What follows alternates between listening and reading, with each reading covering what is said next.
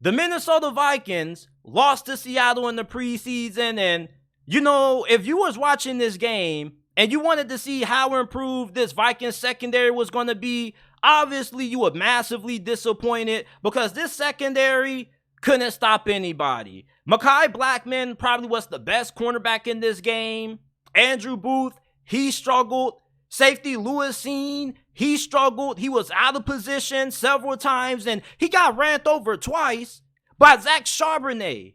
So Lewis Cine, Andrew Booth, those were two guys who, if I was giving you guys my winners and losers from this game, they would be in the losers category because they did not look good in this matchup against the Seattle Seahawks, man. And Ivan Pace was probably the best defensive player that I saw in this game for Minnesota. I mean, I don't know how the hell he went undrafted, but this is a dog that the Minnesota Vikings have, and I wouldn't be surprised if he ends up starting week 1.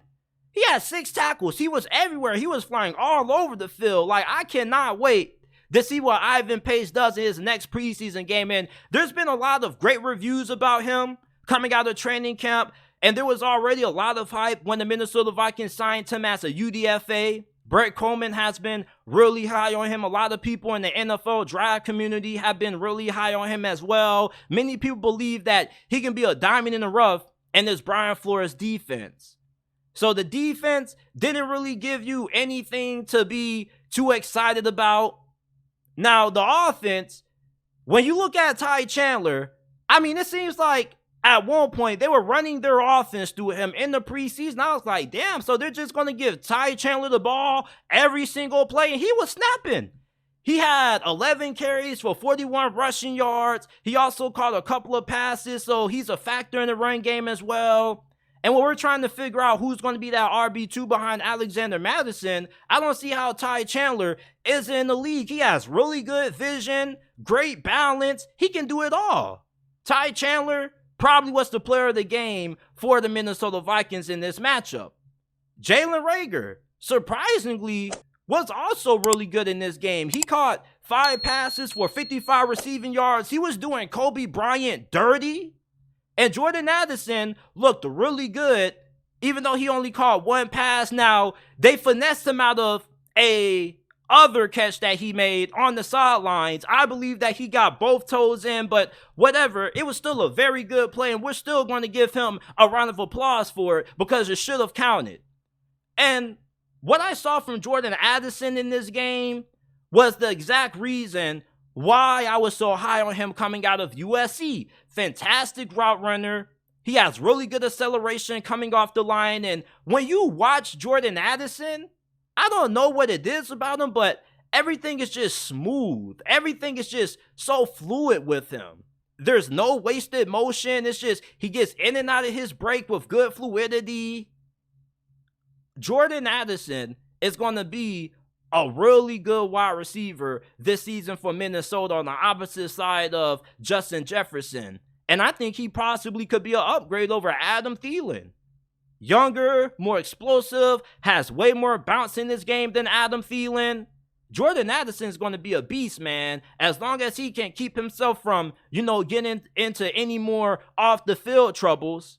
I think Jordan Addison is probably going to be in the running for Offensive Rookie of the Year. And I'm not saying this just based off one game. I'll also be keeping up with training camp as well. And he's been getting a lot of rave reviews coming out of training camp. So even before this game started, I knew that Jordan Addison probably was going to have a really good season. He's been living up to the hype in training camp, and he's been slicing and dicing up these Minnesota Vikings cornerbacks that obviously still have a lot of improvement that they need to make. And maybe the Vikings should go and sign another corner just to get some more competition in there. Because, yeah, we know that a couple of their starters didn't play, but there are some guys who played in this game who are actually competing for a starting job, such as Andrew Booth and Mekhi Blackmon. And Andrew Booth, he struggled kind of like he did last season. Now, overall, when you think about the Minnesota Vikings preseason performance, I think that there was a lot more good to take from this than it was bad. The secondary obviously was the biggest focus that most people probably were paying attention to, given the struggles that they had there last year, and they still are going to have their growing pains at that position. But I expect this secondary to get a little bit better throughout the preseason. And you got to remember that the Vikings haven't really unleashed everything that they plan to do.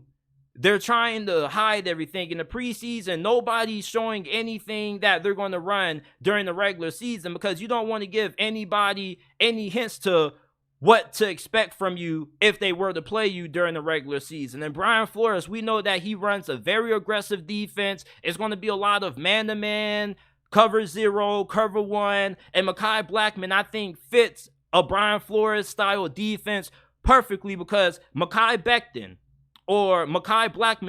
what does he do very well? He's a very physical corner. He may not be the most physically imposing corner, but when you watch him, he's really good in press coverage, really aggressive in man-to-man coverage as well, and I really like what I saw out of him in this game. Now, he wasn't outstanding, but I feel like he was pretty decent. And if you were to have to decide who would you start at cornerback over Andrew Booth or Mekhi Blackmon today, you probably would go with Mekhi Blackmon because he looks like the better cornerback, at least right now, than what Andrew Booth looks like. Andrew Booth was out there struggling, man, struggling mightily. So these are my takeaways from the Vikings preseason loss to the Seattle Seahawks. Let me know some takeaways that you guys have down in the comment section down below.